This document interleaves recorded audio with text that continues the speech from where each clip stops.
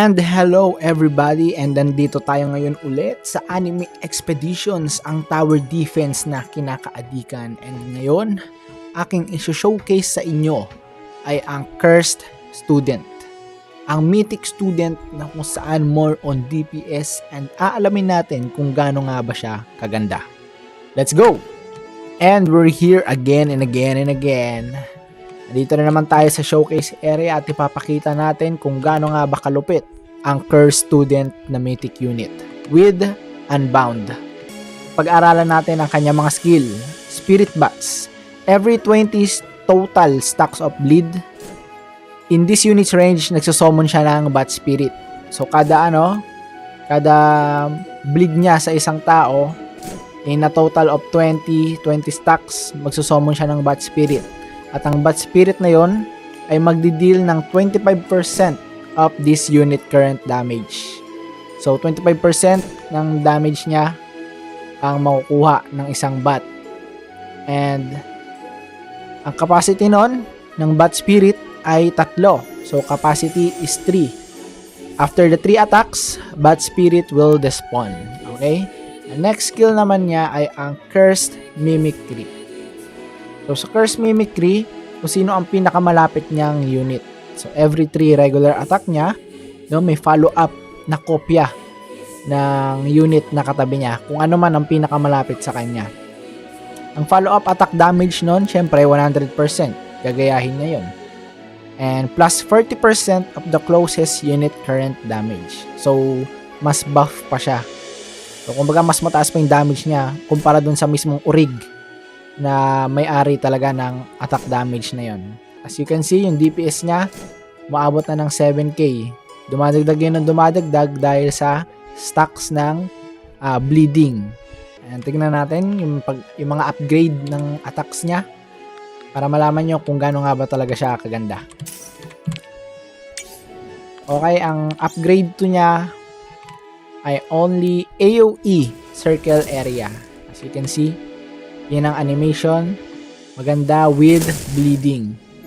So, mas malawak yan, mas mabilis na magagawa niya yung Spirit Bats. Okay, so more on DPS siya. Grade 2, ay upgrade 4, ay isang cone AoE. At isang bagsakan. No, isang bagsakan lang siya. And may bleeding pa rin. No, hindi mawala yung bleeding sa kanya. With 8k damage, 5 SPA, 29.1 range. Kung imamax natin to, yun yung attack niya. True Love. No, awaken na to for your information. So yan ang magiging attack niya. Isang buong linya. So ganon. And dahil dun sa attack niya, mabilis na nagagawa ang Spirit Bats. Kasi AoE siya, line AoE, and mas madaming natatamaan. So mas madaming natatamaan, mas mabilis na na-open yung skill.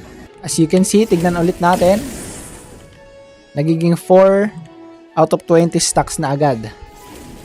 Pag tinignan nyo, mabilis na mapuno dahil dun sa line AoE. Pwede siya para sa mga shielded enemies. Counter unit siya, no, para sa mga shielded enemies.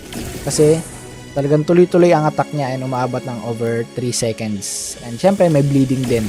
And may kasama na atake na mga Spirit Bats.